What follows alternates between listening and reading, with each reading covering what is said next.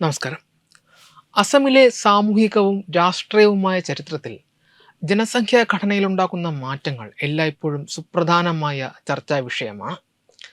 സംസ്ഥാനത്തെ തദ്ദേശീയ ജനതയുടെ സാംസ്കാരിക സ്വത്വവും ഭൂമിയുടെ ഉടമസ്ഥാവകാശവും സംരക്ഷിക്കപ്പെടണം എന്നാവശ്യപ്പെട്ട് പതിറ്റാണ്ടുകളായി തുടരുന്ന പ്രക്ഷോഭങ്ങൾക്ക് ഇന്നും അസമിൽ വലിയ പ്രസക്തിയുണ്ട്. ഈ സാഹചര്യത്തിലാണ് അസം മുഖ്യമന്ത്രി ഹിമന്ത ബിശ്വ ശർമ്മയുടെ ഏറ്റവും പുതിയ പ്രസ്താവനകൾ രാജ്യവ്യാപകമായി ശ്രദ്ധിക്കപ്പെടുന്നത്. വരാനിരിക്കുന്ന സെൻസസ് കണക്കെടുപ്പ് അസമിനെ സംബന്ധിച്ചിടത്തോളം അത്ര ശുഭകരമായ വാർത്തകളായിരിക്കില്ല നൽകുകയെന്നും സംസ്ഥാനത്തെ ജനസംഖ്യാ അനുപാതത്തിൽ വലിയ മാറ്റങ്ങൾ സംഭവിച്ചിട്ടുണ്ടെന്നും അദ്ദേഹം ആവർത്തിക്കുന്നു. ഒരു സർക്കാർ പരിപാടിയുടെ ഭാഗമായി മാധ്യമങ്ങളോട് സംസാരിക്കവേ അദ്ദേഹം പങ്കുവച്ച ആശങ്കകൾ അസമിലെ മാറുന്ന രാഷ്ട്രീയ ഭൂമികയുടെയും വരാനിരിക്കുന്ന വെല്ലുവിളികളുടെയും കൃത്യമായ സൂചനയാണ് നൽകുന്നത്. മുഖ്യമന്ത്രിയുടെ നിരീക്ഷണ പ്രകാരം അടുത്ത ജനസംഖ്യാ കണക്കെടുപ്പിൽ ബംഗ്ലാദേശി മുസ്ലിങ്ങളുടെ എണ്ണം അസമിലെ ആകെ ജനസംഖ്യയുടെ 40% അടുക്കുവാൻ സാധ്യതയുണ്ട്.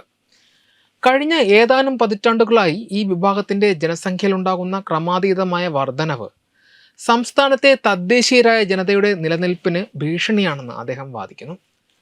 2011 സെൻസസ് പ്രകാരം 3.12 കോടി ജനങ്ങളായിരുന്നു അസമിലുണ്ടായിരുന്നത്. ഇതിൽ 1.07 കോടി മുസ്ലിങ്ങളും 1.92 കോടി ഹിന്ദുക്കളുമായിരുന്നു ഉണ്ടായിരുന്നത്. എന്നാൽ നിലവിലെ വളർച്ചാ നിരക്ക് മുൻനിർത്തി നോക്കിയാൽ 2041 ബംഗ്ലാദേശി വേരുകളുള്ള മുസ്ലിം ജനസംഖ്യ ഹിന്ദു ജനസംഖ്യയുടെ ഒപ്പമെത്താൻ സാധ്യതയുണ്ടെന്ന് കഴിഞ്ഞ ജൂലൈയിൽ തന്നെ അദ്ദേഹം മുന്നറിയിപ്പ് നൽകിയിരുന്നു. കോവിഡ് മഹാമാരിയെ തുടർന്ന് മാറ്റിവെച്ച 2021 സെൻസസ് നടപടികൾ 2026 പുനരാരംഭിക്കാനിരിക്കെ ഈ കണക്കുകൾ പുറത്തു വരുന്നത് സംസ്ഥാനത്തെ രാഷ്ട്രീയ നിലപാടുകളിൽ വലിയ മാറ്റങ്ങൾ കൊണ്ടുവരുമെന്ന് ഉറപ്പാണ്.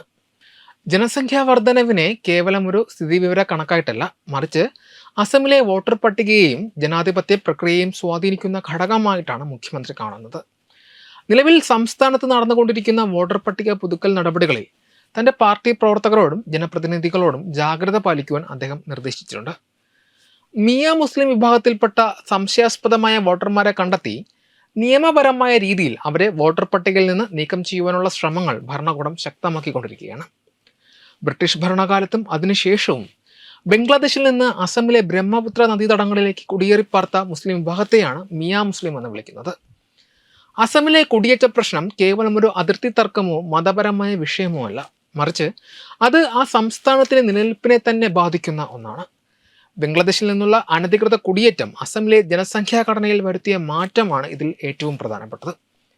2011 സെൻസസ് പ്രകാരം മുസ്ലിം ജനസംഖ്യ 34% മുകളിൽ എത്തിയത് തദ്ദേശീയരായ അസമിയ ഭാഷ സംസാരിക്കുന്ന ജനവിഭാഗങ്ങളിൽ വലിയ ഭീതി ഉണ്ടാക്കിയിട്ടുണ്ട്.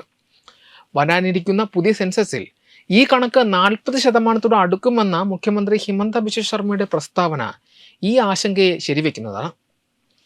തദ്ദേശീയ ജനത തങ്ങളുടെ സ്വന്തം മണ്ണിൽ ന്യൂനപക്ഷമായി മാറുമോ എന്ന ഭയമാണ് അസമിലെ പ്രധാന രാഷ്ട്രീയ ചർച്ചാ വിഷയം. സാമ്പത്തികമായും ഈ കുടിയേറ്റം വലിയ ആഘാതമാണ് സൃഷ്ടിക്കുന്നത്. ബ്രഹ്മപുത്ര നദീതടങ്ങളിലെ മണൽത്തിട്ടകളിലും വനഭൂമികളിലും കുടിയേറ്റക്കാർ വ്യാപകമായി താമസിക്കുന്നത് ഭൂമിക്കായുള്ള കടുത്ത മത്സരത്തിന് കാരണമാകും. ഇത് പലപ്പോഴും തദ്ദേശീയ കർഷകരും കുടിയേറ്റക്കാരും തമ്മിലുള്ള സായുധ സംഘർഷങ്ങളിലേക്ക് വരെ നയിച്ചിട്ടുണ്ട്. പരിമിതമായ വിഭവങ്ങളും തൊഴിലവസരങ്ങളും പങ്കിട്ടെടുക്കേണ്ടി വരുന്നത് അസമിലെ സാമ്പത്തിക സുരക്ഷിതത്വത്തെ ബാധിക്കും. അതോടൊപ്പം തന്നെ ബംഗ്ലാദേശിൽ നിന്നുള്ള കുടിയേറ്റം മൂലം അസമിയ സംസ്കാരവും ഭാഷയും ഭാവിയിൽ വിസ്മൃതിയിലാകുമോ എന്ന സാംസ്കാരികമായ ഉത്കണ്ഠയും നിലനിൽക്കുന്നുണ്ട്. അസമിയ സ്വത്വത്തെ സംരക്ഷിക്കാനായി 1980കളിൽ നടന്ന വലിയ പ്രക്ഷോഭങ്ങൾ ഈ ഉത്കണ്ഠയുടെ ഫലമായിരുന്നു. രാഷ്ട്രീയ രംഗത്തും ഈ കുടിയേറ്റം വലിയ അസ്ഥിരതയുണ്ടാക്കുന്നുണ്ട്. വൻതോതിൽ വോട്ടർ പട്ടികയിൽ ഇടം പിടിക്കുന്ന കുടിയേറ്റക്കാർ പല മണ്ഡലങ്ങളിലും നിർണായക സ്വാധീന ശക്തിയായി മാറുന്നു. ഇത് തദ്ദേശീയരുടെ രാഷ്ട്രീയ പ്രാതിനിധ്യം കുറയ്ക്കുമെന്ന വാദം ശക്തമാണ്. വോട്ടർ പട്ടികയിൽ നിന്ന് സംശയാസ്പദമായ പേരുകൾ നീക്കം ചെയ്യുവാനുള്ള സർക്കാർ നീക്കങ്ങളെ പ്രതിപക്ഷം എതിർക്കുമ്പോൾ അത് രാജ്യസുരക്ഷയുടെയും സ്വത്ത് സംരക്ഷണത്തിൻ്റെയും വിഷയമാണെന്നാണ് ഭരണകൂടം നിലപാടെടുക്കുന്നത്.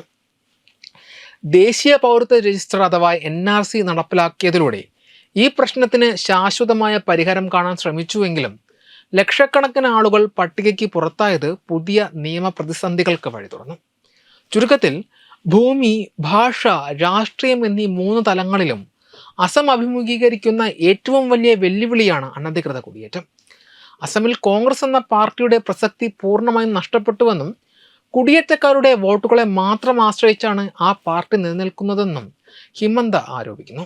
അനധികൃതമായി എത്തിയ ബംഗ്ലാദേശികളല്ലാതെ അസമിലെ തദ്ദേശീയരായ ഒരു ജനവിഭാഗവും കോൺഗ്രസിനെ പിന്തുണയ്ക്കില്ല എന്നാണ് അദ്ദേഹത്തിൻ്റെ പക്ഷം. പ്രതിപക്ഷം താഴെത്തട്ടിൽ സജീവമല്ലെന്നും അതിനാൽ വരാനിരിക്കുന്ന തെരഞ്ഞെടുപ്പിൽ അവർക്ക് വലിയ ചലനങ്ങൾ സൃഷ്ടിക്കുവാൻ കഴിയില്ലെന്നും ഹിമന്ത ബിശ്വ ശർമ്മ അവകാശപ്പെടുന്നു. സീറ്റ് വിഭജനം സംബന്ധിച്ച അന്തിമ തീരുമാനങ്ങൾ ഫെബ്രുവരി 15 BJP കൈക്കൊള്ളുമെന്നും അദ്ദേഹം വ്യക്തമാക്കി. വെബ് ഡെസ്ക് തത്വമൈ ന്യൂസ്.